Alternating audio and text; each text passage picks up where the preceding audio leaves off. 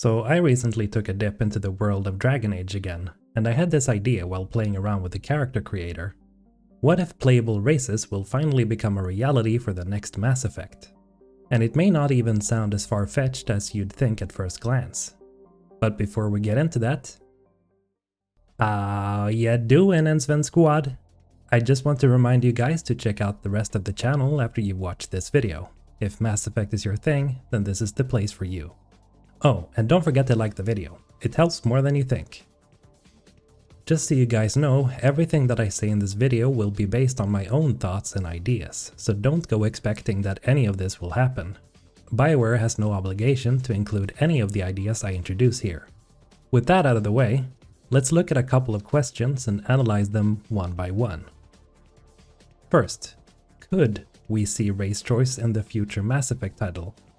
Well, Joe Rogan says it best. It's entirely possible that... First things first, there are many races in the Mass Effect universe.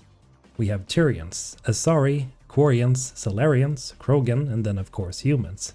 And these are only to name a few of the already established ones. Would it be possible to build a game around a protagonist that has multiple choice races? Of course, just look at one of Bioware's own titles, Dragon Age, which I spoke shortly of at the start of the video. Dragon Age Inquisition, the third game, expanded the race choice to the Qunari as well, a race of giant humanoids with horns, and next to that we had humans, elves and dwarves. So the next question would naturally be this: should the next Mass Effect introduce multiple race choices? Now that's a harder question to answer. The first problem with introducing, say, Salarians and Krogans would be that Bioware would have to work really hard on making sure that the main protagonist feels believable despite being a completely different race. A counter to that would be the fact that Bioware already introduced playable races into Mass Effect. Yes, into the Mass Effect 3 multiplayer.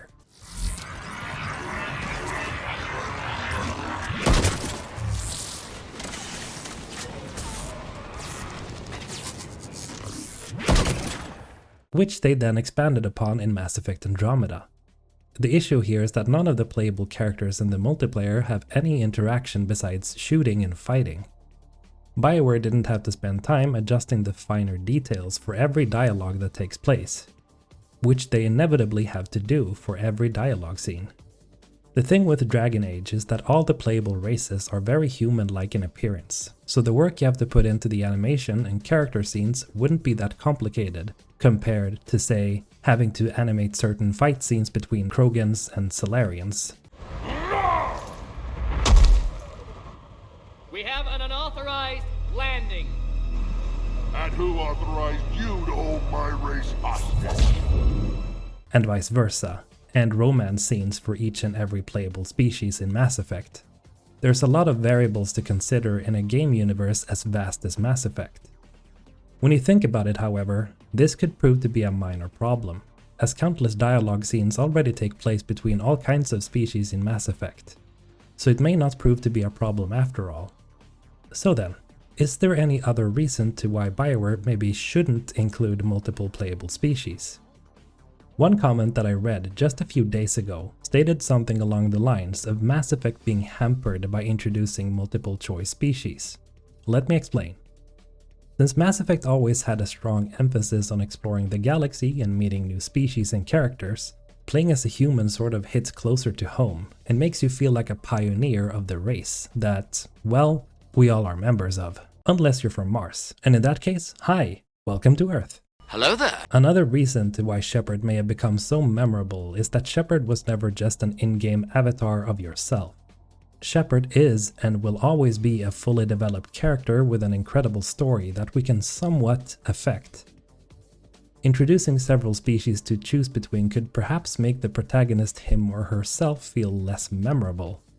But then again, when I played through Dragon Age Inquisition, I felt pretty close to my Inquisitor, who I chose to be a human female. The voice actress did a great job, and despite me not knowing who the actress behind the lines were, I still enjoyed the journey. Couldn't that kind of power just make things worse? And people call me a pessimist. So all in all, it could very well be possible that it could work, playing as a biotic Asari, Solarian spy, Turian soldier, or even a Quarian engineer. Better yet, maybe a Krogan battlemaster. But then, what about the story itself? Well, there is some potential for a main plot to line up after the introductory stages of the game, where we choose the basic background to our character perhaps, then maybe getting placed in a fitting starting zone, only for the plot to unravel during your travels, and the story converges accordingly.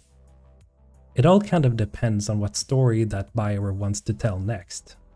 Will it be a minor, more personal journey that leads into bigger things in the sequels? Or will it be the start of another great galaxy-sprawling mystery? The smaller the story, the easier it would be to build a game around several interchangeable species. If the story is a grand space opera, which is the genre that you would first come to think of when you think of Mass Effect, the development of the game would take much longer and the variations could simply be too huge. Bioware had their work cut out for them in the original trilogy. Question is, will they be able to replicate the effort but with even bigger variations? If the next Mass Effect is set not too far into the future after Mass Effect 3, Bioware already has to untangle the ending choice that Shepard made. Or do they? It could also just end up with us playing as either Shepard or Ryder again. The problems with either of these two is that Shepard's story is done according to Bioware, and if the game takes place hundreds of years after Mass Effect 3, Shepard would most probably not be alive anymore, even if he or she survived the ending explosion of the Destroy ending.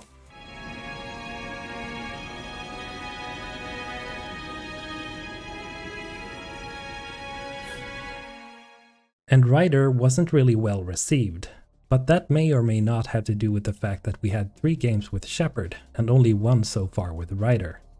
And then of course the troubles regarding the animations in Mass Effect Andromeda.